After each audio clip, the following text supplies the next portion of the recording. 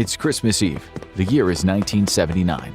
Soviet troops board several aircraft to prepare to be dropped into a foreign capital. Tank engines clank to life in preparation to cross the border. A plot to assassinate the leader of Afghanistan has been set in motion.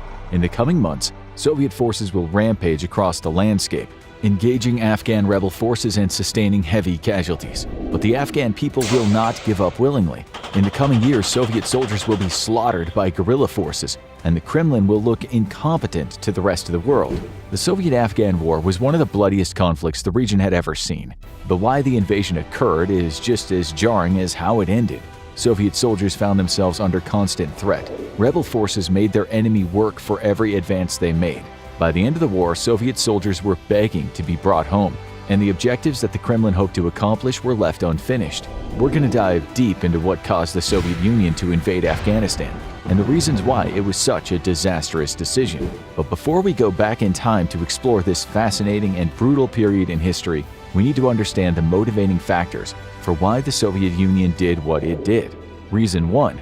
Afghanistan had always been of strategic significance. In the 1800s, Afghanistan became a key piece in what became known as the Great Game.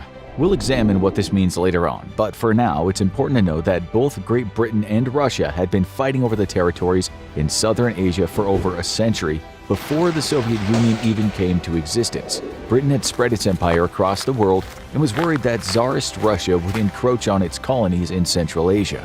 One of the largest concerns for Britain was that if Russia expanded into Afghanistan, it would bring them perilously close to British-controlled territory in Pakistan and India. As time went on, Afghanistan's significance never diminished. Whoever could control the region, or at least ally themselves with the Afghan government, would have a huge advantage in Central Asia. This is why when Afghanistan gained its independence from Great Britain in the Anglo-Afghan Treaty of 1919, Russia became the first country to form diplomatic relations with the new government. It was vital that the Soviet Union kept close ties with Afghanistan. The reason for this was that not only were its lands of strategic importance, but they also contained resources that the Soviet Union needed to grow. The USSR provided economic and military aid to Afghanistan in order to keep relations strong between the two governments. Once the Cold War began and the United States, along with other Western nations, started to spread their influence into Central Asia, particularly in Pakistan, the Soviet Union doubled down on its commitment to keep Afghanistan on its side at all costs. And one of these costs led to the invasion of the very country they pledged to support. Reason 2. Keeping a positive alliance with Afghanistan became increasingly difficult. If the Afghan government had bowed to the Soviets' demands and maintained close ties to the Kremlin, and only the Kremlin, the Soviet Union would likely not have invaded. However, that is not what happened.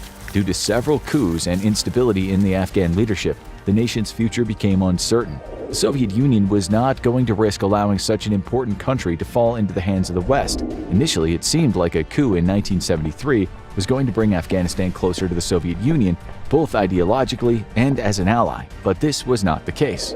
When Mohammad Daoud Khan overthrew his cousin and took power, he refused to become a puppet of the Soviet Union. He reached out to other nations for support and opened up Afghanistan's foreign policy to include some of the Soviet Union's most hated enemies. The Kremlin could not allow this to happen, so they did what Soviets did best. They incited their own coup to remove Khan from power. This became known as the Sour Revolution and left Daoud Khan and 18 of his family members dead. The Soviets helped install a regime loyal to the Kremlin, the Communist People's Democratic Party of Afghanistan. Initially, this seemed to work, but those in power quickly began to fight with one another, and the new government fractured. The Soviets realized they were quickly losing control of the situation, and military intervention was needed. Conservative religious leaders from across the country condemned the new government as it was seen as an attack on their very culture. The Soviet-backed regime was eventually overthrown by a revolutionary by the name of Hafizullah Amin, who ushered in his own brutal rule. However, the Soviets knew they couldn't control Amin and that he would destabilize the whole region. They needed to intervene to maintain control of the situation. However, this time, more than just a coup was required. Instead, the Soviet Union prepared for an all-out invasion. Reason 3. The Cold War was in full swing. The Soviet Union kept a close eye on the unrest unfolding in Afghanistan. This was not because they cared for the current regime or the people of the country, but because if Afghan leaders started to look for outside help, they might run directly into the arms of the United States. When Hafizullah Amin seized power, he announced that one of his goals was to create a more balanced policy with foreign nations, which the Soviets believed was a less divisive way of saying he would seek better relations with the US. In short, it should come as no surprise then that the Soviet Union didn't want the US power and influence spreading in Central Asia, especially not to a country they shared a border with. It was unthinkable that Afghanistan would become closer to the United States, but it seemed as if the current regime had plans to do just that. To keep Afghanistan away from the Soviets' biggest enemy, drastic actions needed to be taken, which is one of the reasons the Kremlin decided to invade Afghanistan. Not everyone was convinced that the Afghan government would make a deal with the United States. However, according to the KGB, even if the US wasn't actively trying to ally itself with Afghanistan or undermine the relationship between the Soviet Union and the country, there was still cause for concern. Several intelligence reports suggested that Amin's harsh rule would destabilize the Afghan government, which the US could exploit at a later date when a new regime took over. Once again, the Soviets could not allow the US government to gain a foothold in Afghanistan, so the Kremlin started making plans for an invasion. Reason 4. The Brezhnev Doctrine. Very simply, the Brezhnev Doctrine states that any threat to socialist rule in the Soviet bloc was a threat to every other socialist government and justified intervention or war. Basically, this meant that any government that's either directly controlled by or has close relations with the Kremlin is protected by the Soviet Union, and theoretically every other communist country. You can kind of think of it like an unofficial alliance that the Soviet Union used to keep Western powers from interfering in countries that it had already meddled in and controlled. Therefore, the threat of Afghanistan, a country that the Soviet Union saw as a socialist nation, fell under this protection. However, by 1979, it seemed as if the Afghan government was falling apart and a different type of governance may be put in place. This was seen as a direct threat under the Brezhnev Doctrine, which permitted the Soviet Union to go to war in order to protect its interests. If Moscow didn't act, it might cause the US and other Western countries to question its commitment to maintaining its hold on certain parts of the world. This could not be allowed, so the Soviet Union prepared to intervene in Afghanistan. Reason 5. The threat of revolution within Soviet borders. The Soviet Union was absolutely massive at this time. This meant the population included numerous different ethnicities, not all of which were thrilled to be part of Soviet rule. No one was under the illusion that the regime in Moscow was trying to create the idealized form of communism where everyone was equal. Instead, the Soviet government centralized power and imposed an oppressive rule over anyone who willingly or unwillingly found themselves within their borders.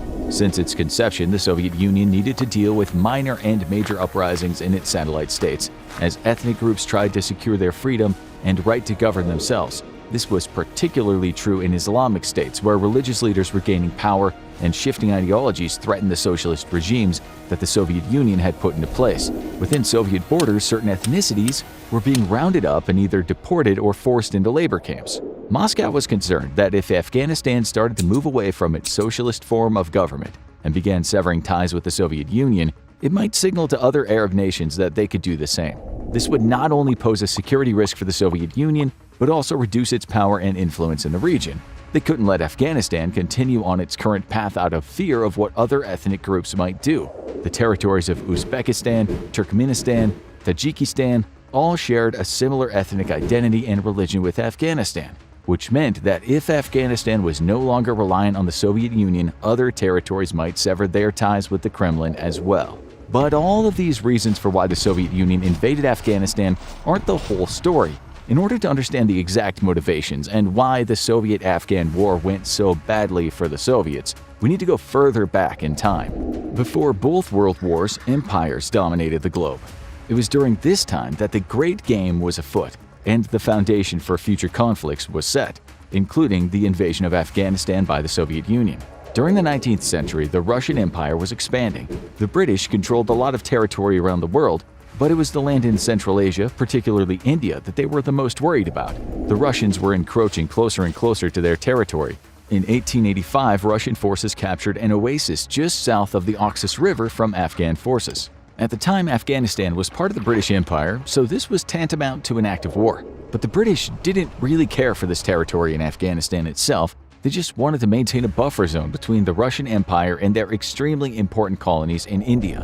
This incident led to an agreement of new borders by the Joint Anglo-Russian-Afghan Boundary Commission. In the coming decades, Britain would struggle to maintain control of Afghanistan. In 1919, when Amanullah Khan became ruler of the country and the Third Anglo-Afghan War came to an end, Britain finally conceded Afghanistan its independence and doubled down on protecting its Indian colonies by backing leaders in what would become Pakistan. However, once Afghanistan gained its sovereignty, Amanullah Khan knew he needed to maintain friendly foreign relations with at least one powerful nation to protect his country from external or internal threats. For this, Amanullah Khan reached out to Bolshevik-controlled Russia, who was more than happy to send foreign aid and military support in return for the new Afghan government helping them fight against Britain. Vladimir Lenin and Amanullah Khan finalized a treaty between the two nations in 1921. The following year, Russia and several surrounding territories officially became the Union of Soviet Socialist Republics, and from then on, the Soviets would see Afghanistan as a vital ally in their fight against European colonialism and the spread of Western ideologies. Since Soviet aid had played such an integral role in the modernization of Afghanistan, the Kremlin had a lot of sway over the Afghan government. Moscow would interfere in the political process while ensuring the ruling regime understood they were indebted to the Soviet Union. The Soviets continued to send aid, economic assistance, and military assets to Afghanistan to ensure that relations remained in their favor. Before Tsarist Russia succumbed to the Bolsheviks and the Soviet Union was formed, Russian forces closed in on the Pamir Mountains along the border of India. It was because of this that the British reached an agreement with the Afghan ruler at the time to sign an official border document demarcating the Durand Line as the boundary into what was then India but would become Pakistan. However, by 1947, Prime Minister of the Kingdom of Afghanistan, Mohammed Daoud Khan, decided to reject the border, and the region became a point of contention. When Pakistan gained its own independence in 1947, disputes over the border continued. Around the same time, tensions between Afghanistan and Iran started to develop. The Soviet Union had invested so much time and effort into Afghanistan that it had no choice but to back them. Daoud Khan wanted to unite all the tribes in Afghanistan by giving them a common cause to fight for. He decided that taking the Pashtun regions from Pakistan was the best way to do this. So Daoud Khan asked the Soviets for more weapons and military aid to launch an invasion of the Pashtun region. The Soviets were happy to help as Pakistan had begun to ally itself with the United States as the Cold War was just kicking off. The Soviet Union saw the aggression by Afghanistan as a way to fight against Western encroachment, which was definitely something that they could get behind. The Soviet and Afghan governments became even closer and would continue to be united by the geopolitical changes that were happening in the region. It's important to understand this earlier history between the two nations in order to make sense of what the Soviet Union would do next. As the Cold War consumed the world, Afghanistan continued to become more and more important to the Soviets. It's this foundation that would later lead to the aggressive actions of the Soviet Union. When the Cold War started, Afghanistan remained neutral. Yes, it was more closely allied with the Soviet Union than the West, but there was no official alliance. When the United States began selling arms and military supplies to Pakistan in 1954, Afghanistan took the opportunity to try and buy its own U.S. weapons. However, when D.C. refused to sell to Afghanistan out of fear that they might use any military equipment against Pakistan, the Afghan government asked the Soviet Union for even more military assistance. The Kremlin was more than happy to sell them all the weapons they wanted. From 1960 to 1961, the military aid sent to Afghanistan was used to continue fighting for the annexation of the Pashtun region in Pakistan. In response to the aggressive actions of its neighbor, Pakistan blocked all trade routes through the Pakistan-Afghanistan border. This was devastating to the Afghan economy, which only pushed them closer to the Soviet Union. However, even with the increased Soviet support, the Afghanistan economy still suffered greatly, and as a result, its citizens became restless. Daoud Khan, whose sole mission was to unite Afghanistan through war with Pakistan, was forced out of office by the King of Afghanistan, Mohammad Zahir Shah. Once this was done, diplomatic talks between the two governments commenced, and an agreement was reached that reopened the trade routes along the border. Things were looking up for Afghanistan, which the Soviet Union wasn't entirely happy about. This was because the new prime minister wanted to improve relations with the West. 10 years after Daoud Khan had been removed from office, he retook control of the country with the help of Soviet-trained Afghan army officers. They stormed the palace and deposed the king without any violence. The Soviets clearly orchestrated this series of events, and everyone knew it. Afghanistan was too important to let a government that wanted to form ties with the West remain in power. Also, the Soviet Union needed Afghanistan to continue causing problems for Pakistan to keep it from gaining too much power in the region and thereby threatening the Soviet Union's influence. They couldn't do this themselves, as Moscow didn't want to upset other Islamic countries that they had already had relations with. But not everyone in Afghanistan was happy with the regime change that restored Daud Khan to power. In 1975, militants from the Jamiat-e-Islami party, led by Ahmad Shah Massoud, attempted to overthrow the government. They were quickly dealt with by the Soviet-backed Afghan military and retreated to Pakistan, where the Pakistani government welcomed them. Later on, Massoud would return to Afghanistan to take up arms against the Soviets when they invaded the country. Even though the rebellion was unsuccessful, the Soviets were nervous about what this could mean. If more groups started to fight for their independence, revolutions could spread across their borders. With all the turmoil happening, President Daud Khan became worried about his regime being forced out and for his own life. He decided that it was probably best for his future if he could relieve tensions with Pakistan. During a visit to Pakistan in 1978, Daud Khan agreed to relinquish his support for anti-Pakistan militants and work toward a lasting peace between the two nations.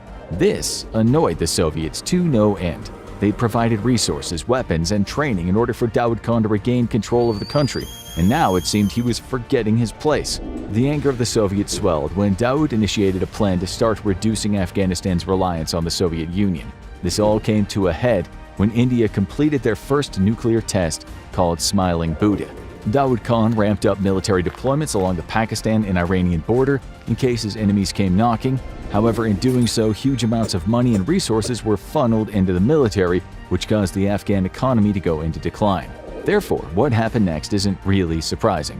In 1978, the Saur Revolution commenced and was led by Hafizullah Amin. The Soviets had very little interest in coming to Daud Khan's aid, as his shift in policy was not to their liking. Instead, the Soviet leadership sat back and watched Daud Khan be forced out of office as a new regime took over. By the end of the revolution, Nur Muhammad Taraki became chairman of the Revolutionary Council and chairman of the Council of Ministers of the Democratic Republic of Afghanistan. On September 5, 1978, the new Afghan government signed a treaty of friendship with the Soviet Union. It seemed to the Soviets that all was right in the world once again. After some restructuring, Nur Muhammad Taraki became Prime Ministership and General Secretaryship of Afghanistan. Hafizullah Amin was a staunch socialist and believed that Taraki was not leading the country toward its full potential. During the Saur Revolution and his time in office, Amin had amassed a large following of dedicated soldiers who would do his bidding. On September 16, 1979, Hafizullah Amin deposed Nur Muhammad Taraki and had him executed. Some reports claim that the former prime minister was killed in his sleep when two guards under orders of Hafizullah Amin used a pillow to suffocate him. Amin named himself chairman of the Council of Ministers, chairman of the Revolutionary Council, and general secretary of the PDPA Central Committee. What this meant was that Hafizullah Amin was now head of the government, head of the state, and the supreme leader of the land. Throughout the political turmoil in Afghanistan over the previous few decades, the Soviet Union and KGB in particular had spies and informants throughout the Afghan government and the country. Moscow knew full well what was happening and was calculating exactly what they should do to ensure Afghanistan remained closely allied with them and them alone. That's why when Amin requested Soviet troops be sent to fight against the Mujahideen rebels, seemed like an easy ask. However, something else was going on behind the scenes of the Soviet Union's Iron Curtain. Based on intel provided by operatives, the KGB felt that Hafizullah Amin and his regime had destabilized the country. It was presented to the Kremlin that Amin's rule would cause harsh repressions and, as a result, the activation and consolidation of the opposition. This was not ideal for controlling and using Afghanistan for their own purposes. A Soviet Special Commission was formed to figure out the best course of action in Afghanistan. In April 1979, the council found that Amin was purging the government of anyone he saw as a threat, including those loyal to the Soviet Union. It was also reported that Amin was trying to solidify diplomatic relations with Pakistan and the People's Republic of China, which at this point in history was not on the best terms with the Soviet Union. However, what drove the nail into Hafizullah Amin's coffin was a report that he was meeting with the U.S. Foreign Service officer J. Bruce Amstutz. This was more than enough reason for the Kremlin to take action. In October of 1979, the KGB carried out a covert mission to gauge the reaction of the Afghan people if Soviet troops were to invade and occupy the country. It was determined that the Soviet troops would not be welcomed, likely leading to a prolonged war. But this report was ignored by KGB chairman Yuri Andropov. It was believed by many of the higher-ups that Soviet troops would meet little resistance and could operate in Afghanistan as needed. Therefore, between November 9th and the 12th of 1979, a Spetsnaz battalion of Soviet troops dressed as Afghan army soldiers secretly deployed to Kabul, the capital of Afghanistan. The soldiers moved into position around the Tashbeg Palace, where Amin was reported to be moving his government. The final decision to eliminate Amin was based on the fact that the Soviet leadership believed his incompetence could lead to the current regime being overthrown by a non-Soviet friendly administration. The KGB believed that it was actually the United States that was sponsoring the Islamist insurgency in Afghanistan through their connections in Pakistan. If this was true, a revolution in Afghanistan could lead to a pro-Western government taking office. On top of that, if an extremist Islamic regime controlled Afghanistan, it would likely push other radical groups to seize power in parts of Central Asia that the Soviet Union controlled. All of this information confirmed to the Kremlin that a preemptive strike was needed to regain control of the situation in Afghanistan. However, it was the Soviets that were about to get much more than they bargained for. The plan was that with a short incursion into Afghanistan, Soviet troops could oust Amin and put the much more moderate Parchami communist Babrak Karmal in his place so that the status quo would swing back to their favor. Again, there were members of the Soviet intelligence community who warned that any Soviet forces in Afghanistan were likely going to be attacked by Islamic groups. And since the nation had yet to be completely unified by the central government, it would be like fighting several different insurgencies all at once. Even with these additional warnings, the Kremlin still believed that their plan to use Soviet troops to depose Hafizullah Amin would go smoothly, and the conflict would be over in a matter of weeks due to the fact that Amin's regime had overwhelmingly lost the support of the people. This was due to the brutal suppression tactics, unpopular reforms, and what was perceived as an anti-Islamic agenda that Amin's government was carrying out. On December 25, 1979, the Soviets launched their plan to remove Amin from power. Soviet General Secretary Leonid Brezhnev sent orders to the Afghan armed forces in Kabul that they were to carry out maintenance on their tanks and other military equipment. This would distract them while the undercover Soviet forces removed the current administration from power. At that same time, communications were cut between the capital and the rest of the country. Soviet transports flew over Kabul, dropping paratroopers into the city to join the disguised Soviet troops already stationed there. Hafizullah Amin had a feeling something was wrong and began taking precautions even before the Soviet incursion began. He ordered his top officials to meet at the Tashbeg Palace to prepare for any threats to his power. Amin believed that the palace would act as a secure location, unaware the Soviets already had troops in the area. Now the Soviets were just waiting for all their forces to get into position before launching their initial attack. On December 27, 1979, 700 Soviet troops disguised as Afghan soldiers were led by KGB and GRU Special Forces officers to take control of important government and media buildings, while the other troops secured military objectives around Kabul. Unknown to Amin, their primary target was the Tashbeg Palace, where he had unfortunately moved his entire base of operations. As dusk settled over the capital, the Soviet Zenith Group destroyed the main communications hub in Kabul. Amin could no longer call for help from his forces, even if he tried. At 1915, Soviet soldiers broke their cover and begun their attack on the Tashbeg Palace. Without the ability to call for military support, the Afghan guards quickly fell, and Soviet troops stormed the building. Before the night was over, the mission had been completed. The Soviets assassinated Hafizullah Amin and had control of the capital. The following morning, the Soviet military commander at Termez broadcasted a message over Radio Kabul that they had liberated Afghanistan from the oppressive rule of Amin. The Soviets cited the 1978 Treaty of Friendship as the reason for their intervention. The Soviets also told the Afghan people that Amin had been tried for his crimes and executed before the Afghan Revolutionary Central Committee. The actual circumstances around Amin's death are a little hazy. It's unclear if he was killed during the assault on the Tashbeg Palace or was arrested and quickly killed afterward. Either way, it didn't matter. Amin was dead, and the Soviets were now in control. The Afghan Revolutionary Central Committee, which was just a puppet regime directed by the Kremlin, installed former Deputy Prime Minister Babrak Karmal as the leader of the new government. At the same time that the Amin regime was being dealt with in Kabul, Soviet ground forces crossed the border and made their way south. And this was where things get a little murky. The Soviets obviously wanted more than just to get rid of Amin. Otherwise, there would have been no point in sending an invasion force across the border. The initial invasion was made up of around 1,800 tanks, 80,000 soldiers, and 2,000 armored fighting vehicles. In the coming weeks, 20,000 more soldiers would be deployed to Afghanistan. The Soviet Union was not just sending support for the new government that had been installed, they were waging all-out war against Afghanistan. It would be a decision that would cost them dearly, but at the time it seemed that the Kremlin believed the massive invasion force was necessary to deal with any uprisings or rebellions that would occur. Obviously, when the invasion commenced, there was an outcry from the international community. Western powers painted it as the Soviet Union invading a defenseless country, and to be fair, most of the Afghan military was either trained by or equipped by the Soviet Union. One of the reasons that Afghanistan kept such close ties with the Soviet Union is that its military still needed to grow and was not nearly as strong as some of the other powers in the region. Therefore, the much larger Soviet Union would theoretically crush any resistance that the Afghans mounted. However, Afghanistan didn't get its name as the graveyard of empires by mistake, and the Soviets would soon find out why. When the first wave of Soviet forces entered Afghanistan, they ran into opposition from several different groups. The quick and easy victory the Kremlin had hoped for didn't come, as guerrilla ambushes and rural fighting bogged down the Soviet forces. For the most part, the Soviets were able to take major urban centers as their tanks and armored vehicles gave them the advantage. However, in Afghanistan's deserts, mountains, and caves, guerrilla fighters had the advantage. They used the landscape to negate Soviet numbers and caused massive amounts of casualties. The irony is the invasion by the Soviets actually caused their greatest fears to become a reality. The Kremlin was concerned Amin was creating a highly nationalistic nation, which is one of the reasons the Soviets wanted to overthrow him. However, when they invaded, it drove the Afghan people together in a united front to oppose a common enemy. This led to rebellions popping up around the nation.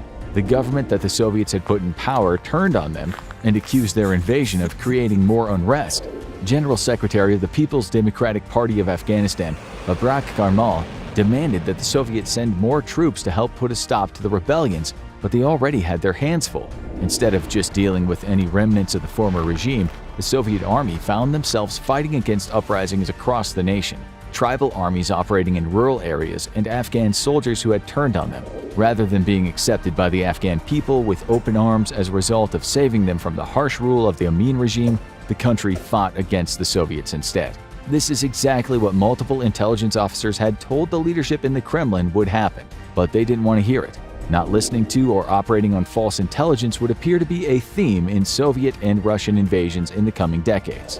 Almost immediately after the invasion and throughout 1980, Soviet forces found themselves under constant threat in Kabul. Soldiers who were away from their units were murdered and left dead in the streets, sometimes in broad daylight. Members of the government were brutally assassinated to make a statement. By 1981, Soviet troops stopped patrolling Kabul due to the immense losses they suffered at the hand of Afghan rebels. Protesters took to the streets calling for the Soviets to leave and free their country. However, like so often happens when people without guns go up against a military force, the protesters get massacred. The killing of civilians only enraged the Afghan people more, and the Soviets were met with ever more resistance. The Soviet invasion did the one thing that every leader of the past several decades has tried to do, and failed. The people of Afghanistan were now more united than they had ever been before.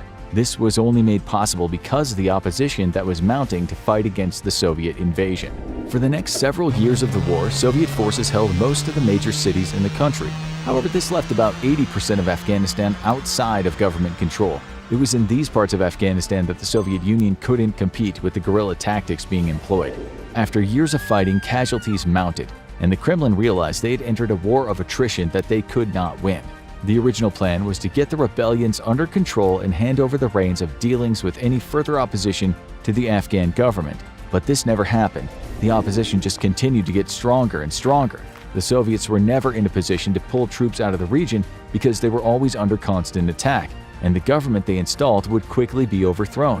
When using brute force to try to squash the rebels didn't work, the Soviets tried to infiltrate the resistance groups and used their spies to gather information. It became clear there was no single army but a plethora of different forces that worked independently of one another with the same goal: push the Soviets out of their country. The Kremlin even tried bribing local tribes and guerrilla leaders, but they had no interest in surrendering or ordering their men to stand down. The Soviets then switched to search and destroy missions using Mi-24 helicopter gunships that would unleash a barrage of missiles and machine gun fire into the mountains to help support troops fighting in the rural landscape. Sometimes this would work, and the Soviets would capture villages and torture their inhabitants for information. But even this did very little to stop the guerrilla fighters from ambushing Soviet troops and using hit-and-run tactics to inflict massive casualties with few losses of their own. But the Soviet Union's problems didn't stop there. Rebel fighters started launching raids across the border into their own territory. Now the Soviets didn't just have to fight a war abroad, they had militants sabotaging their equipment and destroying factories within their own borders. 5 years after the invasion began, the Soviets found themselves no closer to victory and struggling to maintain any semblance of control. The Soviets decided it was time to get the hell out of Dodge. They started diplomatic talks with other nations to determine the best exit strategy. Even though the Kremlin knew that pushing the responsibility of quelling rebellions onto the Afghan army would fail miserably, they did it anyway. In 1985, unprepared Afghan forces took over while the Soviets provided artillery, air support, and other assistance. By 1986, the Democratic Republic of Afghanistan armed forces numbered 302,000 men. The Soviets trained different divisions and branches to try to ensure that the government wouldn't be overthrown when they left. The Afghan leadership pleaded with the Soviets not to leave out of fear they would quickly lose control of the situation, as the Afghan people were clearly not on their side. In hindsight, it was no coincidence that the decision to withdraw came at the same time that Mikhail Gorbachev became General Secretary of the Soviet Union in 1985. He had a different way of thinking about the foreign and domestic politics than his predecessors. Gorbachev wanted to focus on economic improvements, which couldn't be done while the Soviet Union was fighting a war of attrition in Afghanistan. So without any real plan, the Soviet troops were pulled out of combat starting in May 1988. The Kremlin negotiated a ceasefire to allow for the safe passage of their troops out of the country. This was done a second time in November 1989 to allow for the second and final wave of Soviet forces to return home. After all of their troops were finally back in the USSR, and the DRA armed forces were tasked with keeping the government in power, things quickly fell apart. Less than 3 years later, in 1992, Mujahideen guerrilla forces moved into Kabul and took control of the government. For several years, Islamic extremists would be in control of the country, which would become a breeding ground for terrorist organizations like the Taliban. In 2001, the United States would launch its own invasion of Afghanistan and would run into the very same problems that the Soviet Union did. The Soviets invaded Afghanistan because of its strategic importance and to ensure that they could take control of the government.